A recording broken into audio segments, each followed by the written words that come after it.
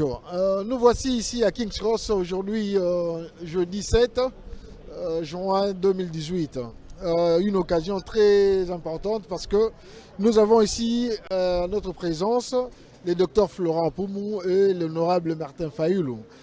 Monsieur Martin Fayoulou, l'honorable Martin Fayoulou est ici en visite. Alors nous allons demander d'abord à notre hôte qui est le docteur Florent Poumou pourquoi avoir invité l'honorable Martin Fayoulou. Bonjour Monsieur Florent. Bonjour Jean-Guy.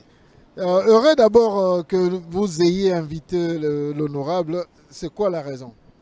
Bon, en fait, la décision n'est pas venue de moi. Ouais. Nous avons fait des sondages, nous avons interrogé beaucoup de gens. Nous avons dit, mais en fait, quelle personne vous voyez vraiment à la tête de notre pays, le Congo? Alors nous demandions aux gens comme ça, le nom de Fayoulou venait tout le jour parmi les 2 ou 3 premiers. Et beaucoup de gens nous disaient toujours, en tout cas même si je suis contre tous ces gens-là, lui au moins je suis d'accord avec lui. En fait c'était un peu ça. Alors donc le choix est venu, le choix de gens à qui on a posé des questions. Et nous avons posé des questions à plusieurs personnes. Vous savez, moi je voyage beaucoup, j'ai été aux États-Unis, au Canada, dans plusieurs pays. Quand j'interrogeais les gens, ils me disaient toujours, non, Martin Fayoulou serait l'homme idéal pour notre pays. Alors nous nous sommes dit, bon voilà, c'est la personne idéale que nous allons inviter. Et nous avons fait l'invitation et nous sommes heureux qu'il ait accepté notre invitation. En tout cas, humblement, nous lui disons merci. Merci d'avoir fait cela. Quand vous dites vous l'avez invité, c'est à titre individuel ou bien à titre d'une organisation? Et si c'est une organisation, c'est laquelle et pourquoi? Comme il a dit lui-même, il est venu causer avec le Congolais, en fait, les Zaïro-Congolais ou le Congolais d'aujourd'hui. Ce que j'ai beaucoup aimé avec Martin, c'est un homme très intelligent et humble. En tout cas, dès que je causais avec lui, on avait presque le même discours.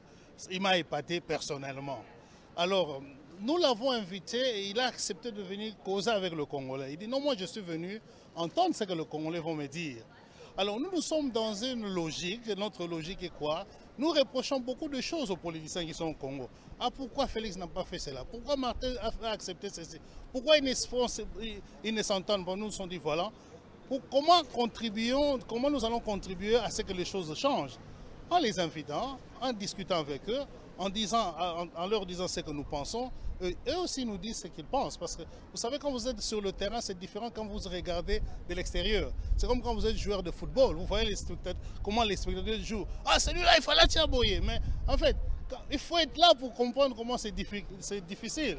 Je suis sûr que ce qu'ils sont en train de vivre au Congo est tellement difficile. Peut-être nous, à l'étranger, dans le confort de l'Occident, nous ne comprenons pas. Et nous sommes dans un processus d'engager un dialogue. Vous savez, aujourd'hui, il y a un conflit très important entre les politiciens du Congo et les Congolais de la diaspora. Les Congolais de la diaspora, en tout cas dans la grande majorité, ne sont pas des élections tant que Kabila sera au pouvoir. Bon, ceux qui sont au Congo, Martin Fayoulou est aussi un peu d'avis qu'avec ces gens-là comme organisateurs des élections, il y a beaucoup de chances qu'on n'arrive pas à des élections transparentes, comme on dit en anglais, free and fair elections. Alors nous pensons qu'avec lui, nous pouvons engager un dialogue pour arriver à appuyer son action et pour aller vers l'avant. Voilà notre démarche. Mais ma question est de savoir si vous l'avez invité à titre individuel ou à titre de l'organisation, parce que nous savons que l'honorable appartient à un parti politique qui est représenté ici. Vous savez que nous avons Kamoto Center. Kamoto Center, en tout cas, je crois que c'est le premier think tank de Congolais.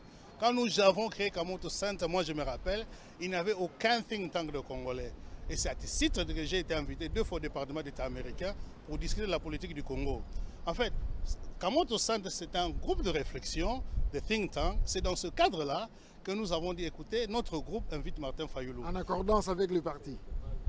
Bon, notre action n'est pas vraiment, comme on dit, parti politique, comme on dit en anglais. C'est-à-dire, nous ne sommes pas des LCD ou des l'UDPS ou des CC. Nous voulons des leaders qui soient forts et des leaders qui peuvent amener le pays vers le salut. De toute façon, moi, si vous voulez mon point de vue, je trouve qu'au Congo, il n'y a pas de partis politiques. Quand vous avez un pays avec 700 partis politiques, c'est que ce ne sont pas vraiment de partis politiques au vrai sens du mot.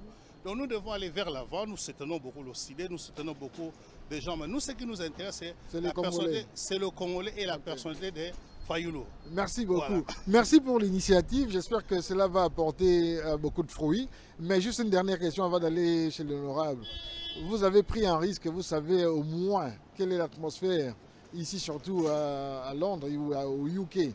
Et vous ne pensez pas que cela pourrait... Ce que je vous dis, ce qui est vrai, s'il y a une personnalité qui fait le consensus, c'est Martin Fayulu.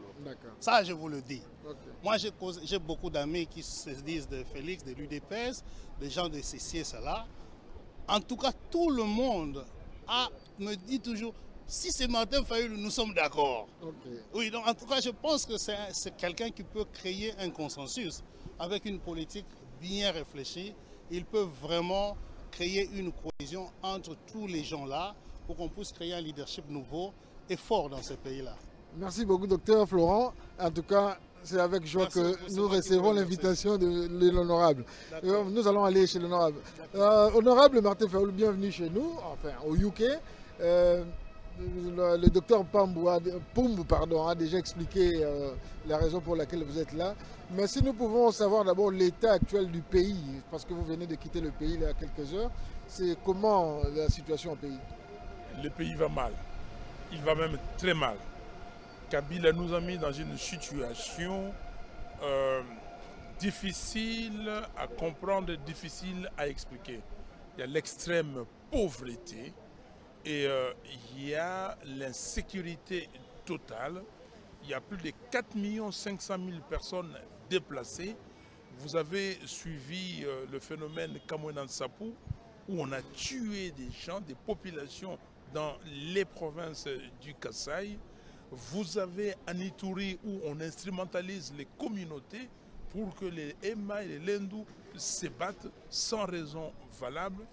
Vous avez dans les Kivu, et quand vous allez à Rutshuru, vous allez à Beni, vous allez à Butembo, il y a des phénomènes à Butembo, il y a un phénomène qui s'appelle Kasusu, là où je prononce mal les noms en swahili, où on vient encercler une maison, on déloge tout le monde, on tue, on viole, mais c'est intenable.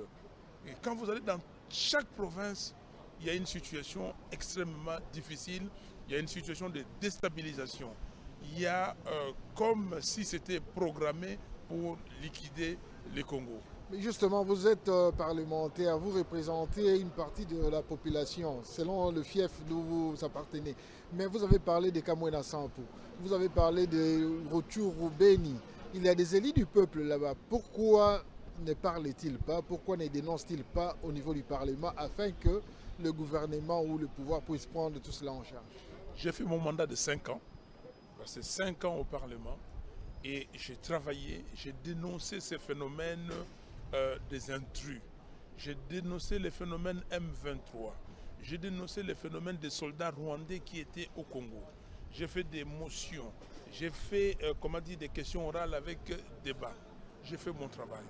Et aujourd'hui, le succès que nous avons rencontré dans cette assemblée-là, c'est que nous avons empêché M. Kabila de réviser ou de changer la Constitution. C'est un grand succès. Nous l'avons totalement fragilisé et aujourd'hui, il est entendu de tout le monde que la Constitution doit être respectée dans son article 70. Que M. Kabila, ayant fait les 2 mandats, et vous savez comment il a obtenu ces mandats, parce qu'il n'a jamais été élu. Mais il a fait ces 2 mandats et il doit partir. Et nous sommes dans cet élan-là. C'est pour cela que nous demandons à tous les Congolais, à tous les Congolais, pas un seul qui doit resquiller, de porter, comment dire, ses énergies à lui pour que la situation change au Congo. La situation changée au Congo, ça veut dire quoi? Que Kabila parte, que nous puissions avoir finalement une démocratie, que nous puissions avoir pas une simple alternance au pouvoir, mais une alternative crédible. C'est pour cela que je suis là, je m'offre comme cette alternative crédible pour changer les choses, pour que les Congolais ne soient, les Congo, pardon, ne soient plus la risée du monde, pour qu'on ne dise pas « Ah non, vous ne savez rien faire ». Nous savons faire quelque chose, nous avons des fils et des filles de ces pays qui peuvent sortir le Congo du trou dans lequel Kabila l'a mis. Justement, parlons des élections. Kabila lui-même a dit je ne partirai qu'avec une balle dans la tête. Mais maintenant, vous, les politiciens, vous acceptez, je ne sais pas vous personnellement, mais en général, les politiciens acceptent les élections en décembre 2018. Comment quelqu'un qui s'est dit ne pouvoir partir que d'une balle de la tête et que les autres lui accordent une chance de partir encore aux élections? Bon, je ne sais pas s'il veut se tirer une balle. Non, non, Si- il a dit que les autres, vous, Oui, vous devriez... mais non, mais le peuple, comme l'a dit Rossi Mukendi, le peuple gagne toujours. Alors, la balle peut être de plusieurs façons. Si le peuple décide de le faire partir, il partira. Mais là, il est déjà parti. Kabila, là, il tente de faire un coup d'État. OK? Parce que son mandat est terminé. Son mandat est terminé comme le mandat de tous les députés, comme le mandat de tous les sénateurs, députés nationaux et provinciaux. Les mandats sont terminés. Aujourd'hui, toutes les institutions à mandat électif sont totalement illégales et illégitimes. Je le dis et je le répète. Donc c'est pour cela qu'il faut qu'il ait de la responsabilité congolais de s'assumer. Nous devons nous assumer. Chacun là où il est doit s'assumer pour que finalement Kabila puisse partir réellement. Ok, nous avons vu cette action de la société civile avec les laïcs. Le CLC. Les CLC. Ça, merci. Ça a pris un peu de l'allure et à un moment, on l'a stoppé, disant qu'il fallait attendre. Où en est-on? Est-ce que le CLC a encore de l'impact par rapport à cette action? Et pourquoi certains politiciens n'ont pas voulu soutenir l'action du CLC? Non, tous les politiciens dignes de ce nom ont soutenu le CLC, les comités laïcs de coordination. Les comités laïcs ont appelé à des actions, notamment l'action du 31 décembre, okay? L'action du 21 janvier et l'action du 25 février. 31 décembre 2017 et puis les autres c'est en 2018. Nous avons soutenu. Non, les comités laïcs n'ont pas baissé les bras, continuent de travailler. Il y a des annonces qui se font et le peuple est là. Vous savez, passer à l'action, à l'acte, il y a une préparation. Alors maintenant, nous sommes remis, et avec le comité laïque, dans la phase de sensibilisation du peuple congolais. Que le peuple congolais sache que s'il y a un élément déclencheur, que faudra-t-il faire? Ok, je viens de lire il n'y a pas longtemps, l'ONU vient d'annoncer les génocides en RDC, accusant même les Rwandais. Ça c'est sorti hier, je crois. Si jamais il y avait cette accusation officielle et que le Parlement congolais, je ne sais pas s'il est encore officiel, que devraient faire les Congolais par rapport à ça? Si nous revenons à vous-même, il y a eu en janvier, le 19, 20, 21 janvier 2015, une action que vous avez menée vous-même avec l'histoire de la réforme de la Constitution, qui était les référendums. Je crois que vous avez brillamment fait échouer. Que devaient faire les Congolais, que devaient faire les politiciens et que devait faire la communauté internationale par rapport à ces dossiers du génocide qui commencent à être au-dessus de tous? Les Congolais doivent s'organiser. Vous savez, j'ai travaillé pour une grande société qui s'appelait d'abord Mobile et puis après la fusion est devenue ExxonMobil. Vous savez comment est-ce que Mobile Oil Corporation a quitté l'Afrique du Sud? Tout le matin, le bureau était à New York, 52nd Street. Les gens venaient avec des panneaux, des pancartes disant que Mobile soutient l'apartheid en Afrique du Sud. Et Mobile n'a pas su tenir. Et avec d'autres sociétés américaines, on a quitté l'Afrique du Sud. Et très rapidement après, Nelson Mandela a été libéré. Vous connaissez la suite. Donc je demande aux Congolais de s'organiser. Nous tous, ceux qui sont à Kinshasa, ceux qui sont à Lubumbashi, à Goma, à Kikwit, à Matadi, partout, à Mbandaka, partout. Ceux qui sont à Londres, ici, ceux qui sont à Birmingham, à Manchester, à Paris, à Bruxelles, à New York, à Washington, tous les Congolais doivent s'organiser. Nous sommes nombreux. Nous avons des têtes. Nous avons des gens qui aiment leur pays. Il faut qu'on s'organise pour d'abord faire entendre notre voix, faire comprendre ce qui se passe. La réalité est là. La réalité est têtue, la vérité est têtue. Maintenant, vous m'annoncez, je n'ai pas encore lu, que les Nations Unies viennent de décréter le génocide congolais. Alors, nous avons toujours dit, plus de 6 millions de Congolais sont morts. Ils sont morts pourquoi? Aujourd'hui, ce qui se passe dans le Nord Kivu, pourquoi ça se passe? Ce qui s'est passé au Kasaï, quel est ce phénomène? Quel est ce phénomène? Pourquoi M. Kabila se met à acheter toutes les terres dans toutes les provinces du Congo? Acheter des terres, pourquoi faire? Pourquoi vous regardez l'enrôlement de l'Ituri? Vous voyez le nombre de gens, qui sont ces gens-là? Vous voyez l'enrôlement dans le Nord Kivu, qui sont ces gens-là? Donc ça, nous devons nous poser des questions et nous devons réagir. Stéphane Estelle avait dit, indignez-vous et engagez-vous. Après l'indignation, il faut qu'on s'engage. Ok, merci. Nous allons garder pour les élections dans la prochaine interview, mais juste un mot parce que vous venez sur le terrain de combattants, de résistants de UK. Quels sont les mots avant que vous ne les voyez, que vous ne les rencontriez? Les Congolais de l'étranger, ceux qui ont leur passeport congolais, qui veulent voter, doivent voter. Et nous devons tout faire.